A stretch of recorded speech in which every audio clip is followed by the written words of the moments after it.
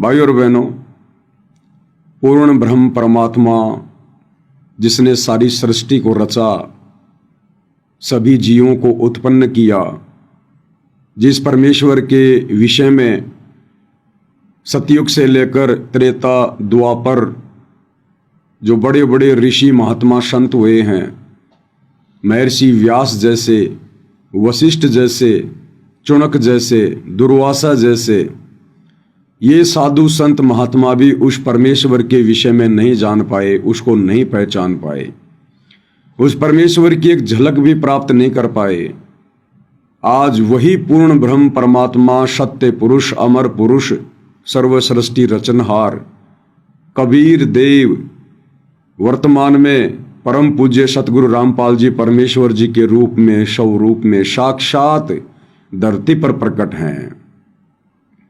हम मनुष्यों को समझाने के लिए परमेश्वर मनुष्य रूप धारण करके पृथ्वी पर प्रकट हैं। ये स्वयंभू परमात्मा है, परिभू परमात्मा है। इनसे पहले सृष्टि में कुछ भी नहीं था और इनके बाद भी सृष्टि में कुछ नहीं रहेगा। ये पहले भी थे, ये वर्तमान में भी हैं और ये आगे भी रहेंगे। इस पूर्ण ब्रह्म परमेश्वर सतगुरु रामपाल जी भगवान का किसी भी देश काल और परिस्थिति में विनाश नहीं होता। सतगुरु आदि अनादि है, सतगुरु मध्य है मूल, सतगुरु को सिजदा करूं एक पलक नहीं भूल। सतगुरु पूर्ण ब्रह्म है, सतगुरु आप अलेख, सतगुरु रमता राम है, याम में मीन न मेघ। भाई और बहनों, ये असंभव और नामुमकिन जैसी लगने वाली, सुनने वाली, दिखाई देने वाली बात जो अभी आप दास के मुख से सुन रहे हैं, जब तक ये बात हमारे हृदय में नहीं उतरेगी, हमारी आत्मा इस बात को स्वीकार नहीं कर लेगी कि ये दुनिया अनंत काल से जिस परमात्मा के गुण गाती आ रही है कि करने वाला तो वो परमात्मा ही है, सबको रचने वाला परमात्मा ही है, सबसे बड़ा वो परमात्मा ही है। अज्ञानता में, ज्ञानहीनता में लोग जिसे निराकार की संज्ञा देते हैं कि वो दिखाई नहीं देता, किसी के सामने नहीं आता, वो परमात्मा वर्तमान में धरती पर सतगुरु रामपाल जी के रूप में प्रकट है। जब तक ये बात, चाहे भगत हो या जगत हो, जब तक उनके हृदय में नहीं समाएगी, भाई और बहनों, तब तक इस काल के 21 ब्रह्मांड से एक भी आत्मा बाहर नहीं निकल सकती। और परमेश्वर ने अपने सत्संगों में क्लियर कर दिया कि जिन जिन आत्माओं को काललोक से मुक्ति मिली है, 84 लाख योनियों के कष्ट से मुक्ति मिली है, उन आत्माओं ने गुरु को परमात्मा माना है, हृदय से माना है। और ये जो प्रोसीजर है गुरु को परमात्मा मानकर भक्ति करने की, ये भाई और बहनों चारों युगों में, केवल कलयुग का जो ये वर्तमान समय चल रहा है, जिसको बिचली पीढ़ी कहते हैं, जो पूर्व निर्धारित समय होता है मोक्ष का, केवल इसी समय में, और वो भी चंद आत्माएं ही समझ पाती हैं, यानी मुट्ठी भर आत्मा। कोई कोई बिरले संत साधु जन महात्मा सतगुरु की शरण में आने के बाद इस भेद से परिचित होते हैं, इस गूढ़ ज्ञान से परिचित होते हैं।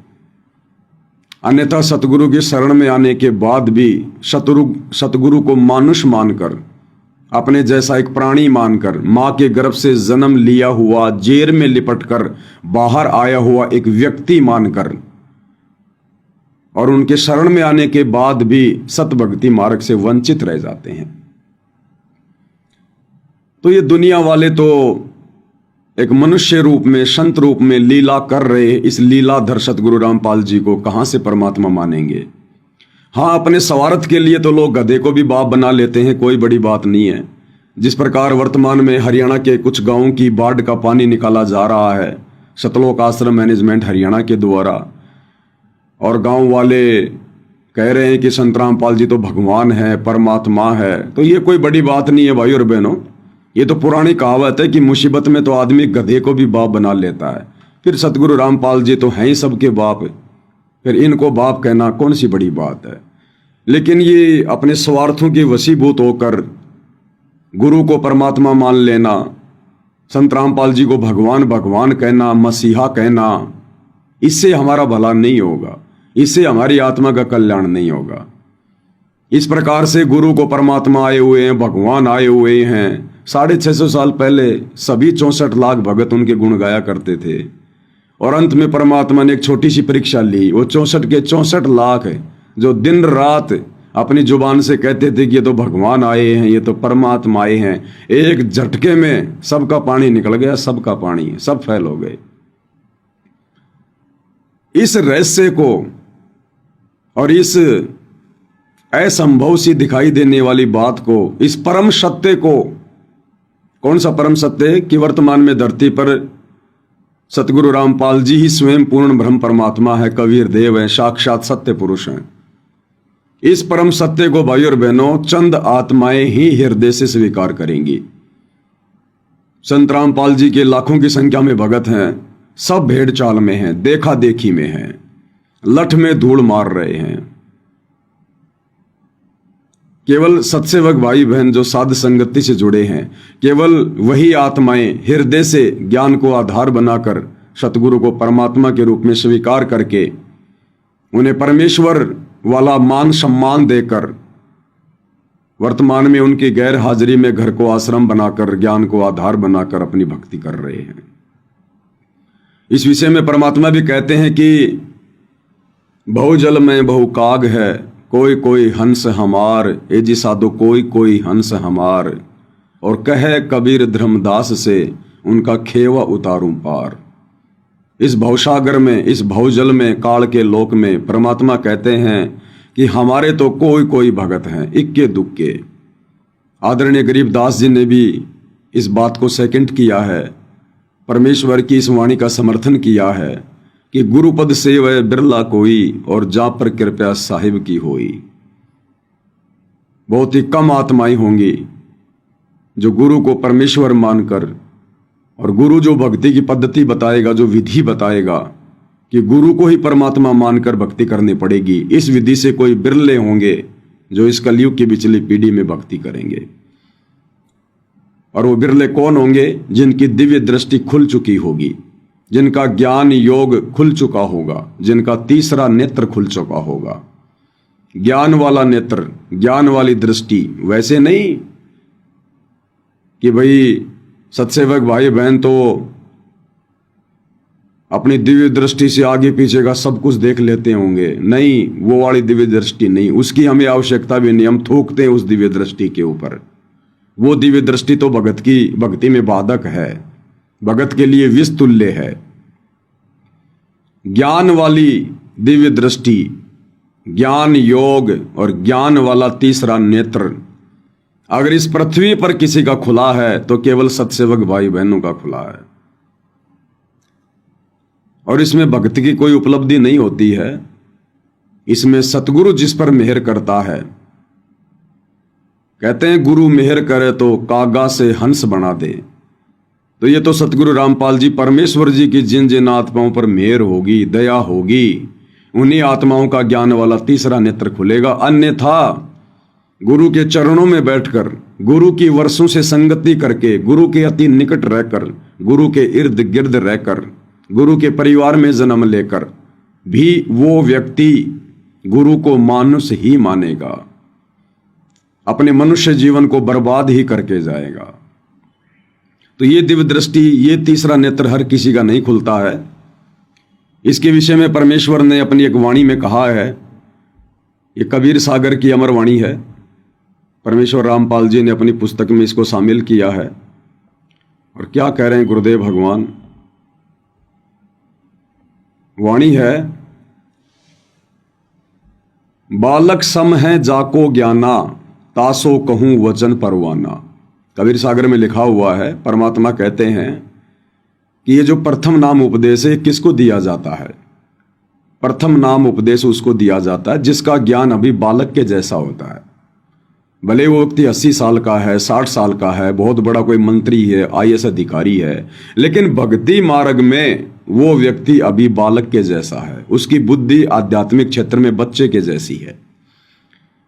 तो परमेश्वर कहते हैं बालक सम है जाको ज्ञाना, ताशो कहूं वचन परमाना, यानी उसको ये प्रथम मंत्र दिया जाता है शुरुआत में, शास्त्र अनुकूल शत भक्ति वाला, जो वर्तमान में परमेश्वर रामपाल जी दे रहे हैं। तो प्रथम मंत्र में जो आत्माएं होती हैं उनका जो ज्ञान होता है, जो बुद्धि होती है, वो एक बच्चे के जैसी होती है, बालक के जैसी होती है। फिर आगे परमेश्वर कहते हैं, जा कहें सूक्ष्म ज्ञान है भाई, ता कहें सुमरण देऊं लखाई। फिर जिसको उस प्रथम मंत्र की कुछ महीने भक्ति करने के बाद में जिसकी धीरे धीरे बुद्धि खुलने लग जाती है, जो ज्ञान को समझने लग जाता है, आत्म कल्याण के प्रति चिंतित होने लगता है, यानी उसको सूक्ष्म ज्ञान होने लगता है। सूक्ष्म ज्ञान यानी जो ज्ञान अन्य लोगों को नहीं होता, जगत वालों को नहीं होता, बड़े बड़े पंडितों को, आचार्यों को, शंकराचार्यों को नहीं होता है, बड़े बड़े विद्वानों को नहीं होता है, वो ज्ञान फिर उस भगत को धीरे धीरे धीरे धीरे सतगुरु के सत्संग सुनकर होने लग जाता है। उसको कहते हैं सूक्ष्म ज्ञान होना। तो परमात्मा ने कहा कि फिर दोबारा जो शतनाम दिया जाता है, 2 मंत्र की जो दीक्षा दी जाती है, कहते हैं फिर वो उस भगत को दी जाती है जो धीरे धीरे इस सूक्ष्म ज्ञान को समझने लग जाता है। सूक्ष्म ज्ञान यानी सूक्ष्म वेद को, 5वें वेद को, जो सतगुरु हमें आकर बताते हैं, कबीर सागर के गूढ़ रहस्यों को। फिर तीसरी बार में जो सार नाम है वो किसको दिया जाता है? ज्ञान गम में जा कह पुनि होई, सार शब्द जा कह सोई। फिर जो ये सार नाम है ये उन आत्माओं को दिया जाता है जो आत्माएं इस ज्ञान को धीरे धीरे पकड़ना शुरू कर देती हैं, जो भक्ति मार्ग पर चलना शुरू कर देते हैं। अच्छे से सतगुरु देख लेता है कि अब ये आत्मा भक्ति मार्ग पर डगमग होने वाली स्थिति में बहुत ही कम है, बहुत ही थोड़ी है। फिर उस आत्मा को सार नाम दिया जाता है। लेकिन जो चौथी स्थिति है भाइयों और बहनों, वो चौथी स्थिति तो कोई बिरले भगत ही प्राप्त करते हैं। चौथी स्थिति क्या है? जा कहें दिव्य ज्ञान परवेशा, ताको है तत्व ज्ञान उपदेशा। फिर जिस आत्मा को ये दिव्य ज्ञान हो जाता है, दिव्य ज्ञान क्या? जिसको अपने गुरु में परमात्मा दिखाई देने लग जाता है, अपने गुरु के अलावा जिसको संसार में कोई भी परम शक्ति दिखाई नहीं देती है। फिर इस ज्ञान आधार से वो आत्मा अपने गुरु को ही प्रथम मानती है, गुरु का ही प्रकट दिवस मनाती है, अन्य किसी दाढ़ी मूंछ वाले नकली कबीर भगवान का प्रकट दिवस नहीं मनाती। एकमात्र अपने गुरु को ही दंडवत प्रणाम करेगी, एकमात्र अपने गुरु का ही फोटो अपने घर पर रखेगी, अपने गुरु को भगवान मानकर गीता अध्याय 3 श्लोक 13 के अनुसार उनको भोग लगाएगी। उसे पता चल जाएगा कि भगवान को भोग लगाए बिना जो हम अन्न खा रहे हैं तो पाप खा रहे हैं। फिर वो भोग की आरती के साथ में, अन्नदेव की आरती के साथ नहीं, भोग की आरती के साथ, आज लग्या साहिब को भोग दीन के टुकड़े पानी का, कोई जग्या पुरबला भाग, इस वाली आरती के साथ में फिर वो आत्मा विधान अनुसार अपने गुरु को पूर्ण ब्रह्म परमात्मा मानकर उनको भोग लगाकर ही अन्न ग्रहण करेगी। वो अन्न प्रसाद बन जाता है, पाप नाशक बन जाता है। फिर वो आत्मा गुरु को ही परमात्मा मानकर उनकी आरती उतारेगी। जो आरती पहले वो आत्मा पत्थरों को भगवान मानकर मंदिरों में जा जाके उतारा करती थी, अब वो आत्मा अपने गुरु को परमात्मा मानकर, कबीर देव मानकर उसकी आरती उतारेगी और केवल अपने सतगुरु की महिमा करेगी। तो ये क्या है? दिव्य ज्ञान प्रवेश हो गया उस आत्मा के हृदय में। तो परमात्मा कहते हैं, जा कहें दिव्य ज्ञान प्रवेशा, ताको है तत्व ज्ञान उपदेशा। फिर वो सतगुरु उस आत्मा को उस तत्व ज्ञान का उपदेश करता है, उस मूल ज्ञान का उपदेश करता है, उस सार ज्ञान का उपदेश करता है। जिस मूल ज्ञान और सार ज्ञान के विषय में परमात्मा ने 650 साल पहले कहा था कि धर्मदास मेरी लाख दुहाई, ये सार ज्ञान, ये मूल ज्ञान कहीं बाहर न जाई। तो ये मूल ज्ञान परमात्मा सार्वजनिक नहीं करते, अपने हर शिष्य को नहीं बताते, सत्संगों में खुलासा नहीं करते। फिर ये मूल ज्ञान समझने की परमात्मा उन आत्माओं पर दया करते हैं, उनको इतना दृढ़ कर देते हैं कि वो आत्माएं फिर मरने को मर जाएंगी, लेकिन वो आत्माएं किसी भी कीमत पर गुरु को मानुष के रूप में स्वीकार नहीं करेंगी, किसी भी कीमत पर अपनी भक्ति मर्यादा नहीं टूटने देंगी। उसको कहते हैं दिव्य ज्ञान प्रवेशा। बाकी ज्ञान तो सतगुरु ने पूरी संगत को दिया। वर्तमान में सतगुरु रामपाल जी ने तत्व ज्ञान तो सभी को दे दिया, लेकिन वो दिव्य ज्ञान परमेश्वर सत्संगों में नहीं देते। और उसी को कहते हैं कि वो ना वो सुनने में आता ना पढ़ने में आता। बहुत सारे नकली कबीरपंथी अपना धंधा चमकाने के लिए जो कह देते हैं ना कि भाई वो जो शब्द है वो शब्द ना लिखने में आता ना पढ़ने में आता ना सुनने में आता, कहन सुनन से न्यारा है, तो वो है दिव्य ज्ञान प्रवेश जो सतगुरु ही करवाता है, जो सतगुरु की पुस्तकों में नहीं मिलेगा, इन चारों वेदों में नहीं मिलेगा, इन अक्षरों में लिखा हुआ नहीं मिलेगा। उस दिव्य ज्ञान की अनुभूति सतगुरु आशीर्वाद से वो मर्यादित और गुरु को परमात्मा मानने वाली आत्मा ही कर सकती है। जिस प्रकार कोई गूंगा व्यक्ति कोई बहुत ही मीठी वस्तु खाए और उसकी इच्छा होती है कि मैं कैसे इसका गुणगान करूं, लेकिन वो नहीं कर सकता, क्योंकि उस दिव्य ज्ञान का केवल अनुभव किया जा सकता है, उसको हृदय में समाया जा सकता है, उसका बखान नहीं किया जा सकता। दूसरा कोई समझेगा भी नहीं जब तक उसको उसी तरह से उस दिव्य ज्ञान की सतगुरु आशीर्वाद से अनुभूति नहीं होगी। अब मैं गुड़ खा के गुड़ का वर्णन कर रहा हूं, जिसने गुड़ खाया ही नहीं वो केवल सुन सकता है, वो अनुभव नहीं कर सकता, उसका स्वाद नहीं ले सकता वो। और जिसने खा लिया उसकी स्थिति फिर गूंगे जैसी हो जाती है, फिर वो क्या बताए उसके बारे में। दुनिया मानेगी नहीं, स्वीकार ही नहीं करेगी, दुनिया के गले नहीं उतरेगी। तो वर्तमान में तीसरा ज्ञान नेत्र खोलकर, दिव्य दृष्टि खोलकर उस दिव्य ज्ञान को सतगुरु रामपाल जी परमेश्वर जी ने अपने सत्सेवक बच्चों के हृदय में उतार दिया है, जो दिन रात उस परमेश्वर की महिमा करने में लगे हुए हैं, सतगुरु रामपाल जी की महिमा में लगे हुए हैं। अब दुनिया कहां समझेगी भाइयों और बहनों, दुनिया का ज्ञान तो बालक जैसा है, बच्चे जैसा है। तो ये है वो चौथी स्थिति, हम हैं शब्द शब्द हम माही और हमसे भिन्न और कछु नाई। गुरुदेव कहते हैं कि मैं ही वो शब्द जिस शब्द से पूरी सृष्टि रची गई है, जिस शब्द से तुम आत्माओं को शतलोक में उत्पन्न किया गया था, जिस शब्द से ये ब्रह्मा विष्णु महेश बनाए गए हैं, काल और महाकाल बनाए गए हैं, पूरी सृष्टि को रचा गया है, वो शब्द है वो परमात्मा। हम हैं शब्द और शब्द हम माही और हमसे भिन्न और कछु नाही। तो भाइयों और बहनों, ये जो दिव्य ज्ञान को हृदय में प्रवेश करवाने वाली जो रजा हुई है, ये केवल साध संगति से जुड़े भाई बहनों के ऊपर हुई है।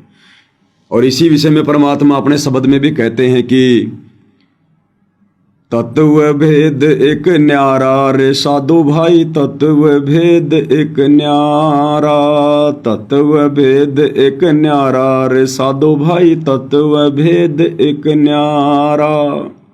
एक तो होता तत्व ज्ञान जो गुरुदेव पिछले 35 वर्षों से दे रहे हैं, संगत को दे रहे हैं, वो है तत्व ज्ञान। शास्त्रों की जानकारी, कबीर सागर को दिखाना, सूक्ष्म वेद को समझाना, सृष्टि रचना के विषय में बताना, ये है तत्व ज्ञान। इसके अलावा एक और है, वो है तत्व भेद। उस तत्व ज्ञान का भी निष्कर्ष तो कहते हैं तत्व भेद एक न्यारा रे साधो भाई, तत्व भेद एक न्यारा। और उसको कौन समझेगा? सारी संगत नहीं समझेगी। समझेगा कोई गुरुमुख प्यारा, तत्व भेद एक न्यारा। उस तत्व भेद को तो कोई गुरुमुख प्यारा भगत ही समझेगा। और गुरुमुख प्यारा भगत कौन होगा? जो गुरु को ही परमात्मा मानेगा, गुरु को ही परमेश्वर मानेगा। गुरु को मानुष नहीं मानेगा, वो मां के गर्भ से जन्म लिया हुआ कर नहीं मानेगा। चाहे गुरु अपने मुख से कहो कि मेरा जन्म हुआ है, मेरे माता पिता हैं, मेरा किसान परिवार में जन्म हुआ है, गुरु चाहे लाख बार कहे अपने आप को छुपाते हुए, लेकिन जिस आत्मा के हृदय में गुरु ने वो दिव्य ज्ञान प्रवेश करवा दिया, उस तत्व भेद को उस आत्मा के हृदय में डाल दिया, फिर वो आत्मा भाई और बहनों इन चीजों पर ध्यान नहीं देती। तो ये जो अनमोल रजा है, अनमोल मेहर है, ये केवल सत्सेवक भाई बहनों पर हुई है, और वही आत्माएं असल में गुरु की महिमा करने की अधिकारी होती हैं। गुरु अपनी महिमा का भूखा नहीं है, लेकिन गुरु जब उन आत्माओं के मुख से अपनी महिमा सुनता है, जो आत्माएं काम, क्रोध, लोभ, अहंकार से दूर होकर, विषय वासनाओं से दूर होकर और हृदय से गुरु को परमात्मा मानकर और संसार से पीठ फेर कर और केवल अपने गुरु को ही अपना परम सहारा मानकर और अपने आत्म कल्याण के लिए टारगेट फिर एक ही हो जाएगा उस आत्मा का। ये कोठियां बनाना, बड़ी बड़ी गाड़ियां खरीदना, बड़े बड़े बिजनेस सेट करना, दुनिया को दिखावत की चाहत रखना, अपने नाम की चाहत रखना, मान बढ़ाई, राग द्वेष, जब इन सब चीजों से वो आत्मा दूर हट जाएगी, तब ऐसी आत्मा के मुख से जो महिमा की जाती है, पाक और शुद्ध महिमा, गुरु को भगवान मानकर, तब गुरुदेव भगवान उस आत्मा के मुख से महिमा सुनकर गदगद होते हैं, गदगद, और उस आत्मा पर बेहिसाब परमेश्वर अपना प्यार फैलाते हैं, बेहिसाब। कहते हैं नुक्ते ऊपर रिझे गारे, करोड़ कर्म जल जाएं तुम्हारे। फिर वो नुक्ता बनेगा उस भगत का। और ये दया केवल सत्सेवक भाई बहनों पर हुई है, सत्सेवक भाई बहनों पर। और दूसरी तरफ भाई और बहनों, हमारे ही बड़े भाई सतलोक आश्रम वाले, जो हम सत्सेवकों से कई वर्षों पहले सतगुरु से जुड़े हुए हैं, जिन्होंने सतगुरु के घर में जन्म लिया, उनके बेटा बेटी बन के जन्म लिया, उनके रिश्तेदारों के रूप में जन्म लिया, और जो 30 वर्षों से सतगुरु के साथ में रहकर सेवा कर रहे हैं, आज वो आत्माएं अपना बना बनाया काम बिगाड़ रही है, सिर्फ और सिर्फ गुरु को मानुष मानने के चलते। क्योंकि परमेश्वर के वचन अटल हैं। गुरुदेव ने अपने सत्संगों में जो बातें फरमा दी वो परम सत्य है, कोई माई का लाल उनको काट नहीं सकता। एक एक वचन परम सत्य, क्योंकि ये परमेश्वर के मुख कमल से बोले जा रहे हैं। और परमात्मा सतगुरु का मतलब जो सत्य कहता है, सत्संग यानी सत्य, जो सत्य कहता है वो सतगुरु है, और सत्संग सतगुरु ही कर सकता है। तो सतगुरु ने अपने सत्संगों में क्लियर कर रखा है कि जो व्यक्ति गुरु के साथ भी रहते हैं और यदि वो गुरु को मानुष मानकर भक्ति कर रहे हैं, तो उन आत्माओं के मन में कभी न कभी दोष आएगा। और यही कारण है भाई और बहनों, सतगुरु की सबसे ज्यादा संगति करने के बावजूद भी सतलोक आश्रम मैनेजमेंट हरियाणा, गुरुदेव का कलयुगी परिवार, उनके बेटा बेटी, भाई बंधु, रिश्तेदार, आश्रमों में रहने वाले ये कोऑर्डिनेटर, आश्रम संचालक, ये सब सतगुरु के नजदीक रहा करते थे। और नजदीक रहने के कारण भाई और बहनों, ये सतगुरु को जान नहीं पाए, पहचान नहीं पाए, क्योंकि दीपक के नीचे हमेशा अंधेरा रहता है। घर का जोगी जोगना, बाहर का जोगी सिद्ध। उन आत्माओं पर गुरु की विशेष रजा है जिन आत्माओं को गुरुदेव ने अपने बेटा बेटी के रूप में जन्म नहीं दिया, अपने रिश्तेदारों के रूप में जिनको पैदा नहीं किया, जिन आत्माओं को गुरु ने आश्रम में अपने पास में नहीं रखा, उन आत्माओं का परम सौभाग्य जो गुरु से दूर रहकर, गुरु के ज्ञान को समझकर, ज्ञान को आधार बनाकर जिन आत्माओं ने भक्ति करके गुरु को परमात्मा के रूप में स्वीकार किया।